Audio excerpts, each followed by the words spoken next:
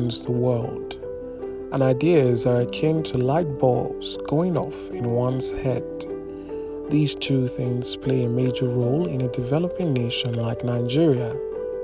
Godwin Gbemi Alomaja is a man with an idea about power generation and solving gaps in the system.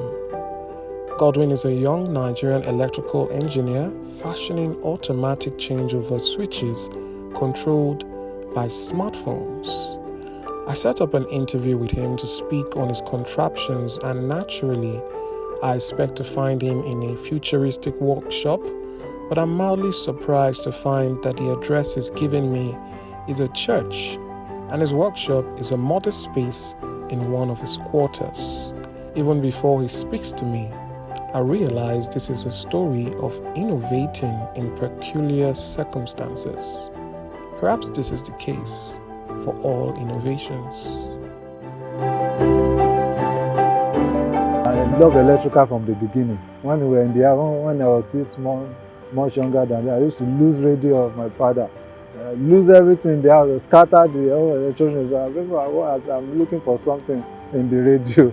So it's from us that I've had passion for this electronics, and I'm still looking forward to a bigger vision so that I'll be able to achieve my dreams. Godwin narrates how he began fabricating automatic changeover switches when he was still in school. He had gained recognition from the managing director at his industrial training placement when he deployed the system. He speaks on his motivations for developing the indigenous automatic changeover. Indigenous, he says, because he fashions it from locally sourced materials. Though he's an electrical engineer with his sights set in grids and circuits, he also seems to be driven by altruism. And what brought about all this idea of automatic changeover is that at a time in a school, I think Federal University of Technology, Akure, the technical personnel, as a result of switching the entire load of the generator of the university from the generator to the national grid, it got electrocuted. So couldn't this there be averted by just automating the switches so that it doesn't have physical contact with the electrical panel of the university? So that actually inspired me to come up with this whole idea of providing an indigenous automation, not the one imported, but I'm aware they import some. So an indigenous automatic changeover. In some of the videos you saw where I was demonstrating, where I was doing the fabrication. So I do it from scratch. I make use of the local materials to achieve that. Something that will just change over by itself, and after changing over, it will shut down the generator by itself. And once there is an outage again, it can start the gen by itself, transfer the entire load to the gen by itself, without anybody knowing. The excitement in his demeanor is palpable as he explains the process of his device. He says the changeover switch is special as it has a brief lag period wherein the load is taken off the generator before it is shut down. He speaks on how he decided to add the touch of the smartphone, which can turn on and off the generator while also controlling specific appliances remotely from anywhere in the world. That small thing, that's the microcontroller that we have to integrate the smart mobile control with. So it will just push a relay to energize it. Once it energizes the relay will engage the kick. That's the cranking of the gen. And after engaging the crank, that's the kickstarter of the gen, it disengages the starter so that the gen keeps running. And there's another relay to shut down the gen, to disconnect the solenoid of the generator. You might not be familiar with those terms actually. So we actually integrated it to the electrical part of the gen to control the mechanical part of the gen. He says this was a competitive edge which offered new opportunities, including parents being able to handle their homes from work, safety of users who might have to leave their homes late at night to operate their generators, and many more. While telling me about his challenges, he still expresses optimism as we're sat in the warm, serene environment of the church in Abuja where he works, lives, and worships. At this point, I'm impressed that the security hasn't bothered us for taking up ample space for our interview. I have my spiritual father, the overseers. They're always encouraging me, praying for me. And we have a group of men praying together. And of course, my church is a praying church. So we are taught that anything that we want to achieve, we should put God first. And once you put God first, God will be clearing the road for you. And that's actually, the church has been a motivation. He speaks about the prospects of smart homes in Nigeria, where a house runs on automation in various ways.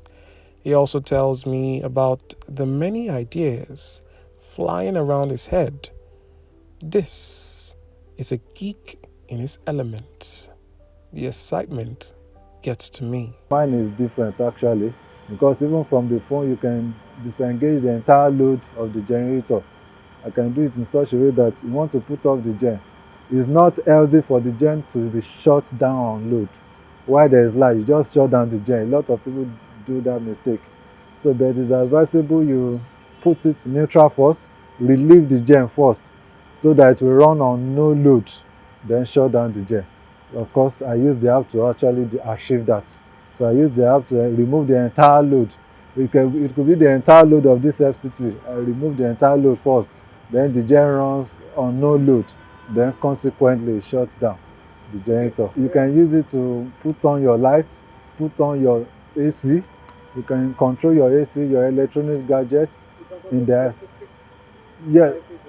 Yes, you can attach maybe the socket of the AC, you incorporate it here, then the socket of the fridge, so you can control specific gadgets in the house. You can just name it, fridge, AC. The switches, I can incorporate the switch here, so I can just be controlling the switch of each gadget from the mobile app. Godwin's challenges include lack of funding, adequate manpower, and time, as he shuffles his full-time work with the Transmission Company of Nigeria and fabricates his switches in his spare time. His work in the power sector grants him knowledge on a deeper level to make broader impact in the society. Even till now, I'm still thinking of possible solutions. Recently, I was talking about using solar to cook, so that we have to do away with all these gas and this. So I'm still thinking of more solutions, and by God's grace, they will continue to unfold. That's the only challenge now, the funding, so that we're able to have my own workshop, then have manpower too, so that only me cannot do this. In all of this, he steadily ends his statements with, "By the grace of God." It exemplifies the intersection of faith and focus. A man, his machine, and his God. This is the story of Godwin Gbemi Alomaja.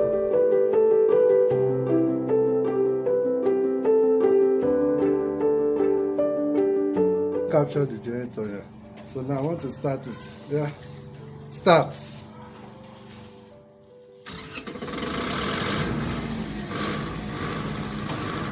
You guys can see that the generator has started.